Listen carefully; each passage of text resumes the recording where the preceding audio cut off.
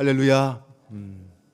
하나님께서 우리와 함께 하시며 우리에게 날마다 은혜와 복으로 채워주시기를 주님의 이름으로 축원합니다.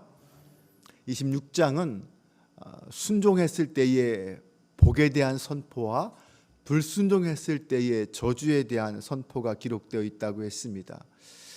그 중에 순종했을 때 받을 복에 대해서는 어제 말씀을 살펴보았는데 3절에서 13절까지 기록되어 있습니다. 그런데 불순종으로 인한 저주의 말씀은 14절부터 43절까지 거의 3배나 되는 더 긴 말씀으로 기록되어 있습니다. 그만큼 더욱 강경하게 이 불순종에 대하여 경고하고 있다라고 말할 수 있습니다. 3번씩이나 7배나 더하겠다라는 말이 반복되면서 이만큼 심판을 했는데 거기에 또 불순종하면 더 많은 심판을 내리겠다. 거기에 더 불순종하면 더 큰 심판을 내리겠다. 이렇게 심판의 강도가 점점 강해지는 것을 볼 수 있습니다. 그 이유가 무엇일까요? 그것은 아마 그만큼 하나님께서는 당신의 백성들이 불순종의 죄를 저지를 수 있지만 그 죄에서 다시 하나님께 돌아와서 하나님을 섬기기를 그만큼 간절히 바라고 기대하는 하나님의 사랑의 또 다른 표현이라고 할 수 있습니다. 심판과 저주가 그들이 미워서 하는 것이 아니라 그들을 사랑하기 때문에, 그들이 당신의 백성이 되기를 간절히 소망하기 때문에 하나님께서 그들에게 심판도 하시고 저주도 하고 벌도 내리시는 것입니다. 그런데 그 내용을 살펴보면 안타깝게도 이스라엘 백성들이 결국은 불순종해서 가나안 땅에서 쫓겨나고 여러 민족들 사이에서 흩어지게 되는 미래의 역사를 미리 예언하는 것과 같은 말씀이라는 것을 우리는 알 수 있습니다. 우리는 이미 이스라엘의 미래의 역사까지 알고 있습니다. 결국 그들이 하나님의 말씀에 불순종하게 되고 오늘 본문에서 말하는 그 모든 저주의 내용들이 그들에게 그대로 실행되어서 안타깝고도 고통스러운 삶을 살게 된다는 것을 우리는 알고 있습니다. 그러면서 우리는 생각해 봅니다. 그렇다면 나는 어떤 삶을 선택할 것인가? 이스라엘 백성들이 밟았던 그 전철을 우리도 결코 따라가서는 안 될 것입니다. 오늘 본문은, 우리가 읽은 본문은 14절부터 26절까지입니다. 그 내용을 살펴보겠습니다. 첫 번째 불순종에 대한 저주는 질병과 대적의 침공들입니다. 하나님은 이스라엘이 약속의 땅에서 그냥 아무렇게나 자기 살고 싶은 대로 살도록 내버려 두지 않으시는 분입니다. 그들이 언약을 깨뜨리면 앞에서 약속했던 그 모든 풍요와 안전은 사라지고 말 것입니다. 이 불순종에 대한 저주의 내용을 살펴보면 하나같이 바로 앞에서 선포한 순종에 대한 복을 이야기했던 것에 반대의 내용들이 선포되고 있다는 것을 알 수 있습니다. 풍요와 안전이 아니라 가난과 핍박과 질병이 찾아올 거다라고 말씀하고 있습니다. 불순종한 백성들은 질병의 재앙을 겪게 될 것이고 대적들에게 패해서 대적들의 지배를 당하게 될 것입니다. 다른 나라의 지배를 당하는 역사는 불순종의 극을 달했던 사사시대에 반복되는 역사의 모습입니다. 피지배민들이 당하는 대표적인 불의가 무엇입니까? 자기들이 열심히 수고하고 얻은 수확들을 대적들에게 다시 빼앗기는 것입니다. 젖과 꿀이 흐르는 땅에서 얻은 그 소출들을 대적들에게 조공으로 바치는 시세가 되는 것, 자기들의 수고와 애씀을 누리지 못하게 되는 것입니다. 하나님의 백성은 자신들이 열심히 일해서 얻은 소득 덕분에 살아간다라고 생각해서는 안 됩니다. 우리는 내가 열심히 일해서 내 힘으로 살아가는 것이 아닙니다. 우리는 결국 그 모든 것 하나님의 은혜와 돌보심 때문에 살아가는 것입니다. 그것이 떠나버리면, 하나님을 바르게 섬기지 못하면 나의 모든 수고와 애씀도 다 한순간 무너져 버리고 사라져 버릴 것입니다. 하나님의 임재가 떠나면 아무리 애쓰고 노력해도 헛된 수고가 될 수밖에 없습니다. 하나님의 돌보심이 사라지기 때문입니다. 불순종에 대한 두 번째 저주는 더 이상 그 땅이 젖과 꿀이 흐르는 땅이 되지 않게 하겠다라는 것입니다. 질병이 발생하고 소출을 빼앗기면서도 회개하지 않고 하나님께 돌이키지 않는다면 하나님은 그 재앙을 7배나 더하게 하겠다라고 말씀하십니다. 더욱 강력한 질병을 통하여서 징벌을 통해서 그들이 갖고 있던 생각들, 그 교만들을 다 꺾으시겠다라는 것입니다. 어리석은 인간들은 그렇게 하나님의 심판이 임함에도 불구하고 하나님을 의지하기보다 오히려 대적들을 더 의지하려고 합니다. 하나님이 이스라엘 백성들을 애굽에서 끌어내 주시고 그들에게 자유를 주셨습니다. 그런데 그것을 내팽개쳐 버리고 스스로 대적 밑으로 들어가 억압을 받으려고 하고 대적들을 의지하며 그들의 힘으로 살아보려고 한다는 것입니다. 그러나 하나님은 이스라엘이 그런 거짓된 잘못된 안락을 누리며 살도록 내버려 두시지 않으십니다. 그들이 만약 그런 선택을 한다면 하나님은 그 땅에 저주를 부어서 그 땅이 젖과 꿀이 흐르는 땅이 되지 못하도록 만들어 버리십니다. 하늘은 철과 같이 되어서 더 이상 비를 내리지 않습니다. 땅은 놋과 같이 되어서 딱딱해져서 더 이상 아무리 수고하고 애써도 곡식을 열매를 내지 않게 될 것입니다. 그럼에도 하나님을 청종하지 않는다면 들짐승들을 보내서 백성들과 가축들을 해하게 한다라고 말씀합니다.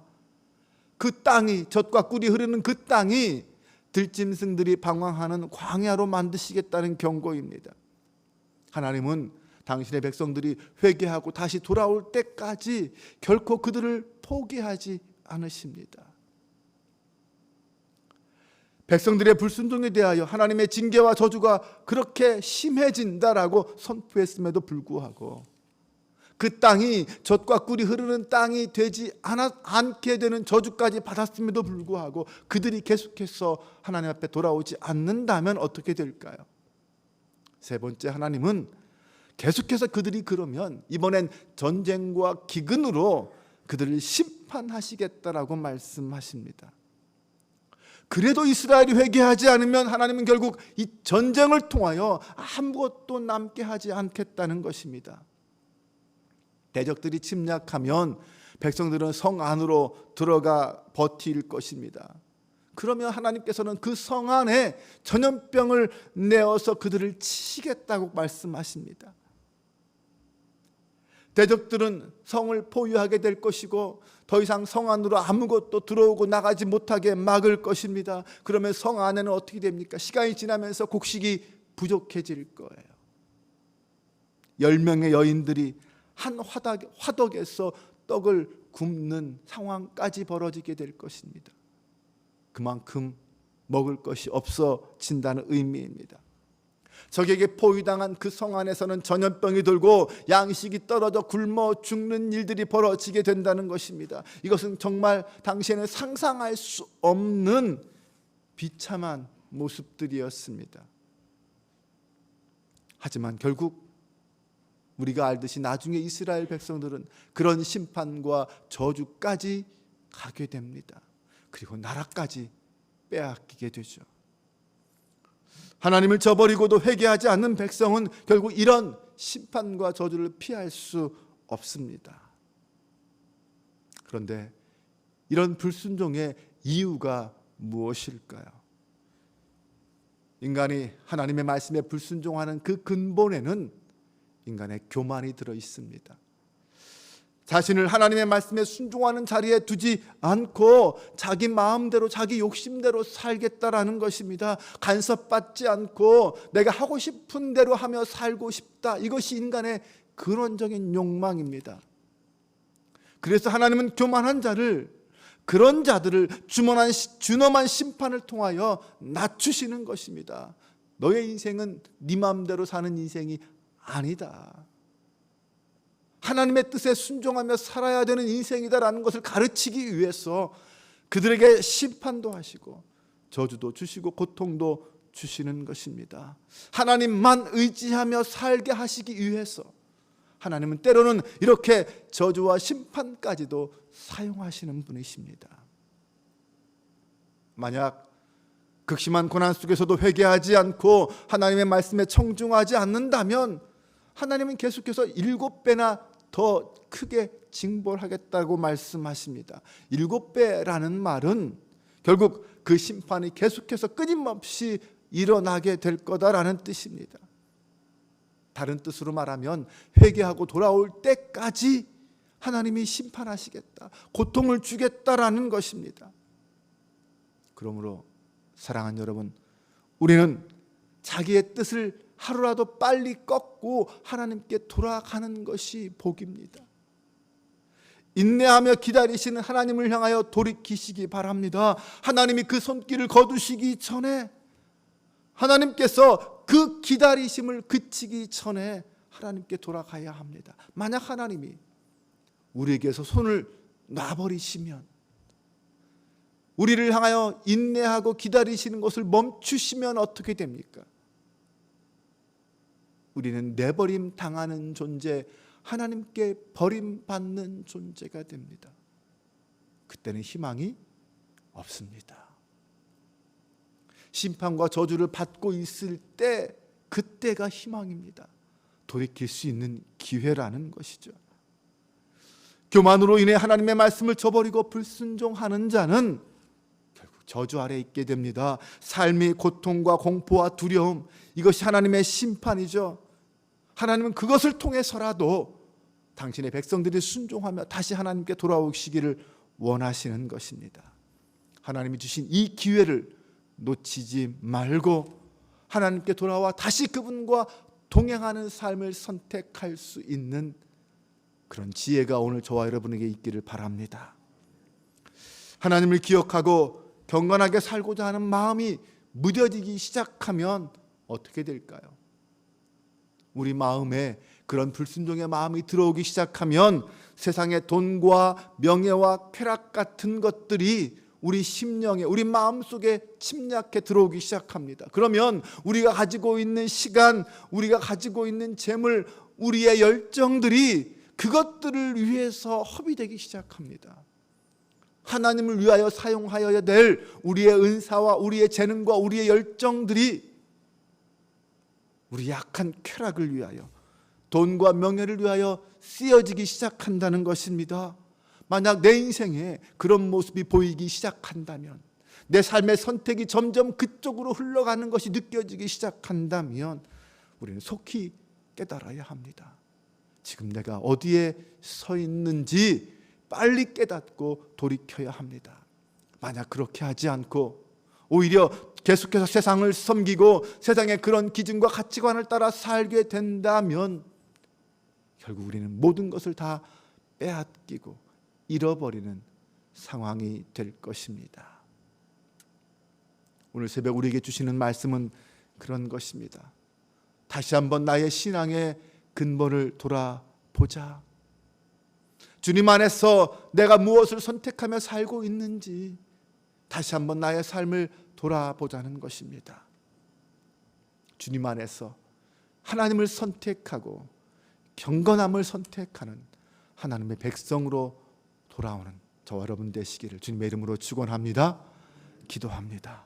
하나님, 순종할 때에 하나님이 약속하신 복이 임하지만 불순종할 때에 강력한 심판과 저주가 임함을 알게 하시니 감사합니다. 우리의 삶의 자리가 날마다 하나님 앞에 순종의 자리가 되게 하여 주옵소서.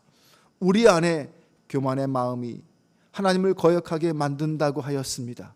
오늘 내가 어떻게 이 땅에 존재하게 되었는지, 하나님으로부터 어떤 사랑과 은혜를 받고 살아가고 있는지 온전히 깨닫는 저희가 되길 소망합니다. 어떤 삶의 자리에서도 하나님이 살아계시며 나의 하나님 되심을 고백하기를 소망합니다. 하나님을 잊고 내 욕심이 내 마음을 지배하는 순간 우리는 세상의 가치관에 매몰되어 하나님 없는 삶을 선택하게 될 것입니다. 사랑의 하나님, 행여나 우리가 잠깐의 무지와 교만으로 하나님을 떠난다 해도 다시 하나님께 돌아와 회개하며 하나님으로 삶의 목적을 삼게 하여 주옵소서. 나의 뜻과 생각을 꺾으시는 하나님의 말씀 앞에, 하나님의 위대함 앞에 순종하는 저희가 되게 하여 주옵소서. 우리를 사랑하시고 우리를 돌이키기를 원하시며 소망하시는 우리 주 예수 그리스도의 이름으로 기도합니다. 아멘.